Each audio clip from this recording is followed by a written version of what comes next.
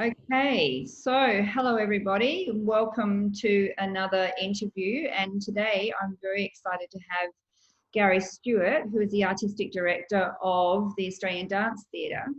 And I'm very happy because we haven't really had very many people from the arts, and Gary's in Australia talking to us, and we're going to chat about how they're coping with what's happened in the last few months with COVID, and also the innovations that they're doing and what's happening with the theatre. So welcome, Garry.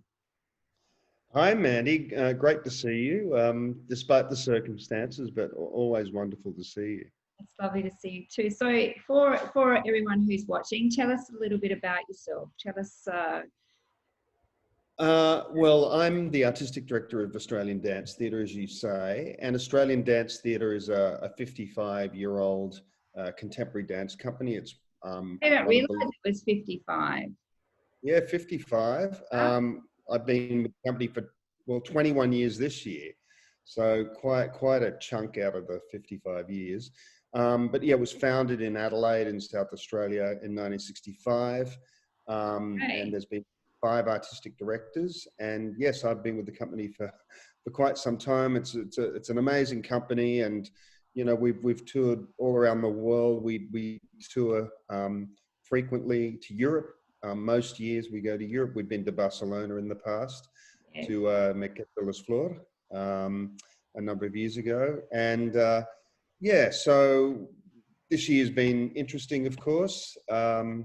We've had to pretty much scrap our program for the year. We were meant to be touring to Europe. Actually, we were meant to be landing in Venice. Actually, it was sometime in mid-March. Oh, really? But of course that didn't happen. Yeah. That's a shame. And we had a tour to a few cities in Italy and Switzerland and Germany. And then we had a couple of other local shows here in Australia and also elsewhere in Australia. So we had to cancel those. But yeah, so it's been an interesting time, and we've turned to creating work online. So all of our dancers have been making films, and they've worked with some screen studies lecturers at Flinders University, which is a major university in Adelaide. So all our dancers have been making their own films. We got a grant to employ 10 choreographers that have been making solos and duets using Zoom. And they're performing on a 2 meter by 2 meter space. So forming a squared space. So it's really kind of, you know, I suppose like all of us at the moment, we're having to innovate on the run. So it's really pushed, I suppose, that creativity into different mediums as well. Yeah, it's been really interesting because all of a sudden now our dancers have filmmaking skills, and they've really loved it. And then as part of that project, which is called microfilms, they've taken that learning module, and they're teaching other dancers how to make their own dance films in isolation. So I think the whole project, we're going to wind up with 24 short dance films. And then, as I said, there's the solos and duets that are made in Zoom, and that project's called The World's Smallest Stage, and it's a joke about the distancing and the 2 meters by 2 meters. So they're performing in this small space, and so later on in the year we'll be performing that in our theatre. We have a theatre in our building where the company's located, and I think it's just 220 seats. So I think with the distancing rules, we can probably have about 80 people in that space. So we'll have a few performances of that. And then we're also rehearsing. We've just been rehearsing works for next year. So 2 major productions for next year. We just started rehearsals 2 or 3 weeks ago. 2 weeks ago. So it means the dancers are actually touching themselves and touching each other, rather. And so we've been looking at guidelines from contact sport.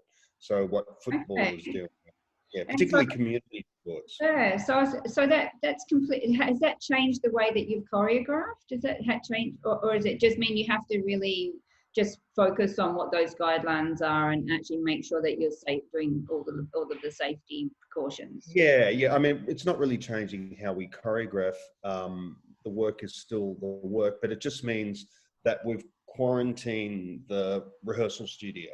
And Okay. there's a process for the dancers and myself, how we get into that studio. Okay. So and we don't take anything that's been outside the building into the studio. So it's kind of like a quarantine bubble. And of course, we do lots of hand sanitizing and so forth.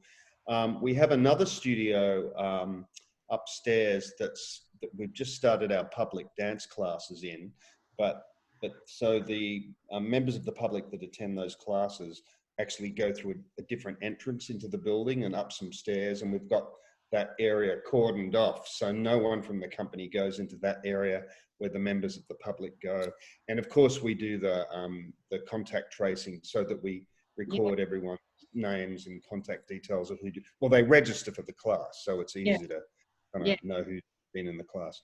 So yeah, so we've been adhering to all of those rules, and we're very, very fortunate in South Australia because South Australia, I think we've only had in total, how many cases? I mean, just literally just a few hundred. A handful, isn't it? It's. I think it's done. Yeah. Yeah, a few hundred cases. I think about 5 or 6 deaths, which is never good, but it's only 5 or 6. I mean, nationally, we're up to around 10 or 11,000 cases, and I think around 150 deaths. But we're in Melbourne, they're having the beginning of a second wave. So that's been upsetting for everyone that Melbourne's gone into lockdown again. It's a major city, with 4.5 million population, and a lot of, not the entire city, but kind of huge areas like the central part of the city and other areas have gone into lockdown. So, and Sydney as well is probably going to head in that direction. But South Australia, that we're one of the most, Adelaide, where the company's based, we're one of the most isolated cities in the world, I would say. It's quite ironic that Adelaide's become like the most difficult city in the world. It has, yeah. It's like suddenly we're all very happy to be here and very isolated. And, South Australia, the state that we're in, is, I don't know, it's probably 1.5 times the size of France, with 1.5 million people. Yeah.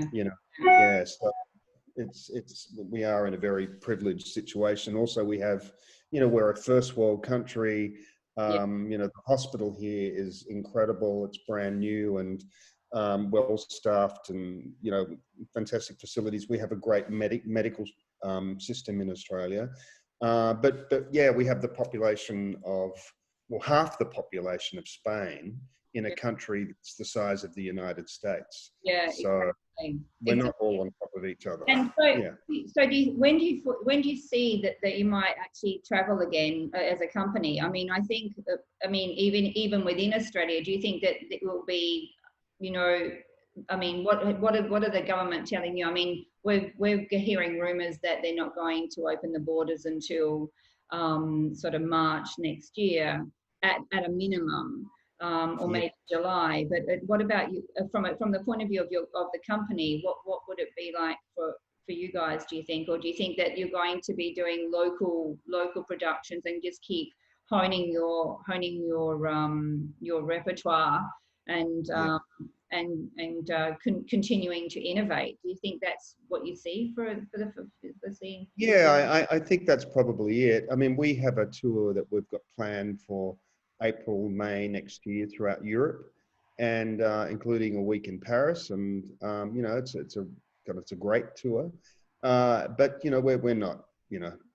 Who knows if that can happen at this stage? The theatres in Europe don't know. We don't know. Our government doesn't know. We'll just keep planning for that. But certainly we need to have a very, very solid plan B, and plan B will be about performing locally. Even with performing across Australia, there are some states that have smaller populations, more sparse populations, and therefore they've been impacted less by COVID-19, like our state, Western Australia, the Northern Territory. So maybe they're the areas that we should be touring to around Australia. Maybe next year, not really planning on touring to New South Wales and Victoria. So, but yeah, they're really pressing, really interesting questions for all arts organisations, particularly organisations. How do you think the arts is going to go with this? Do you think it's going to change it for the future? Do you think that the arts in the future is going to become sort of a hybrid of face, like doing those live shows and then online and other things? So do you think it's going to be forced to do that? I think it's forced us all to consider being more digitally literate. Yeah. And just think, well, one thing is we've all realised that we don't have to get into a car or a plane, travel to meetings. We've certainly realised that, and so I think that will continue in some way. But with audiences, our work's being seen online, but I don't think it's going to stop people going to the theatre ultimately. I was speaking to a big ballet company here, and they've had a lot of their repertoire online, but they've got actually performances later this year, and they're all selling out because people want to go to the theatre. Desperate. Yeah, I think it's probably helping people also to, I suppose, take the time to get that cultural hit, and to actually and then appreciate what it means to go to a live production. It's probably changing that, helping people to appreciate it more. Yeah, I mean, we are social beings, and there's something about being in a space with other people, and it's, whether it's socially or whether it's watching a performance, there is something that happens to us neurologically, when we're watching a performance. We sort of inhabit, that part of us inhabits the performance, and we're, really physiologically and neurologically impacted by what we're watching. And certainly live dance kind of has a really powerful impact that's difficult to get, I think, from a digital experience. Mind you, with all the streaming of, Netflix and, all of that sort of that kind of media is going through the roof. And so clearly there's still a demand for that's increasing. But I think the live experience will remain. I know that, say, in film, there's probably more use of computer-generated backdrops, so that a lot more films are going to be made in front of green screens, so that the performers are in virtual environments and not in actual locations. And that technology is just improving all the time. So certainly that's going to be amplified. And do you think it's going to have an economic impact? I mean, the arts, apart from the way that they make their money, it's through actually performing and people going to pay to see them. Do you think that's going to have an impact, or do you think that absolutely. I mean, it's, our whole business model is about performing mainly in theatres. I mean, we make video installations, we perform in galleries and in public spaces, et cetera, et cetera. But our core business is performing in theatres and touring the theatres. And so even if you have social distancing in theatres, you can't depend upon the capacity in ticket sales. So really the ticket sales would have to double or triple to kind of make the same kind of money that you'd normally make through normal ticket sales. So it's going to have a huge economic impact as long as it persists. So we just keep praying for that vaccine, basically. But Australian Dance Theatre, I think the company has seen a lot in its time, and every director has had to deal with, enormous challenges, as everyone does in every business.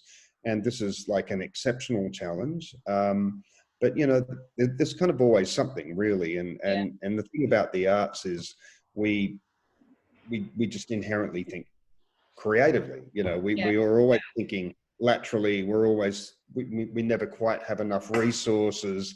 There's always something that we have to deal with, and we have to come up with a powerful and creative solution to those obstacles. So that feels quite kind of commonplace, but this is probably, you know, the biggest hurdle that I've ever been. So what are you working on at the moment? What's the Yeah. latest project you're doing together?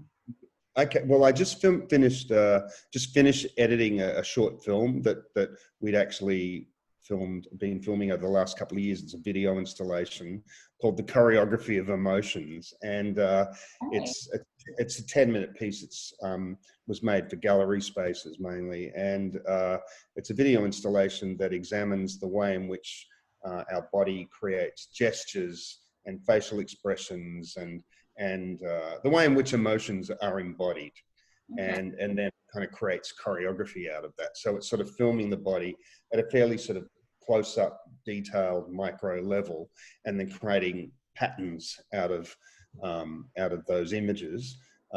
So and kind of interrelations between different parts of the bodies that we wouldn't normally kind of expect, I guess. Or yeah, so it's sort of, and so the film, it kind of takes the emotional range that we'd experience maybe in a year and compacts it down to 10 minutes.